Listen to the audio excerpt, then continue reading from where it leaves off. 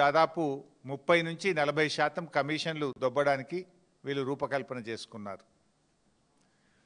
రేవంత్ రెడ్డి ప్రభుత్వం ఎప్పుడు ఏం మాట్లాడినా, ఏం చేసినా, ఏది చేయకపోయినా దాని వెనుక ఒక మిషన్ ఉంటుంది. ఆ మిషనే కమిషన్. ఉత్తగా ఏం చేయడిగా, ప్రతి దాని వెనుక ఒక మిషన్ ఉంటుంది. ఆ మిషన్ కమిషన్. ఇది రేవంత్ రెడ్డి ప్రభుత్వం అంటే జనరల్గా ఏ గవర్నమెంట్ అయినా క్యాబినెట్ పెట్టుకున్నా ప్రజలకు ఎట్లా మేలు చేయాలి, రాష్ట్రాన్ని ఎట్లా ముందుకు తీసుకుపోవాలి అని ఏ ప్రభుత్వమైనా ఆలోచిస్తుంది. కానీ రేవంత్ రెడ్డి ప్రభుత్వం మాత్రం తమకు తాము ఎట్లా మేలు చేసుకోవాలి, ఏ ప్లాన్ చేసి కమిషన్లు కొల్లగొట్టాలి, వాటాలు ఎట్లా పంచుకోవాలని మాత్రమే ఆలోచించే ప్రభుత్వం రేవంత్ రెడ్డి ప్రభుత్వం. గౌరవ తెలంగాణ తొలి ముఖ్యమంత్రి కేసీఆర్ గారు 2023 అసెంబ్లీ ఎన్నికల ముందు ఒక విషయాన్ని చాలా స్పష్టంగా చెప్పారు. కాంగ్రెస్కు అధికారం ఇస్తే రాష్ట్రంలో అరాచకం రాజ్యమేలుతుంది అని కేసీఆర్ గారు చెప్పిన మాట ఇవాళ అక్షర సత్యమని తేలింది.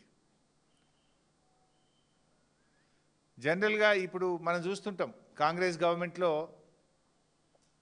బయట ఈ మధ్య వాటాల కోసం మంత్రులు దండుకునే విషయాన్ని కూడా చూస్తున్నాం. స్వయంగా క్యాబినెట్ మంత్రుల కుటుంబ సభ్యులే రోడ్ల మీదకి వచ్చి వాటాల విషయాల్లో వచ్చిన తేడాలు వాళ్ళే చెప్తున్నారు, మేం చెప్పడం కాదు. ఇలా బీఆర్ఎస్ పాలన 10 ఏళ్లలో కేసీఆర్ గారి నాయకత్వంలో అభివృద్ధికి, సంక్షేమానికి కేర్ ఆఫ్ అడ్రస్గా తెలంగాణను రూపుదిద్దాం. దేశం మనం చూసి నేర్చుకునే విధంగా తెలంగాణను తయారు చేసుకున్నాం. మన మిషన్ కాకతీయ కావచ్చు, మన మిషన్ భగీరథ కావచ్చు, మన 1962 కావచ్చు, గురుకుల పాఠశాలలు కావచ్చు, ఎన్నో కార్యక్రమాలు దేశానికి ఆదర్శంగా తెలంగాణ నిలిపినాం.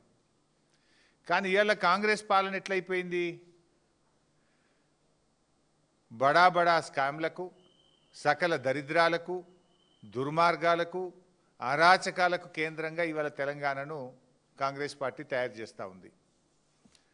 రేవంత్ రెడ్డి గారి పాలన అవినీతితో కంపు కొడతా ఉంది. ఈరోజు అసలు కేబినెట్ సమావేశాలు దేనికోసం జరుగుతాయి?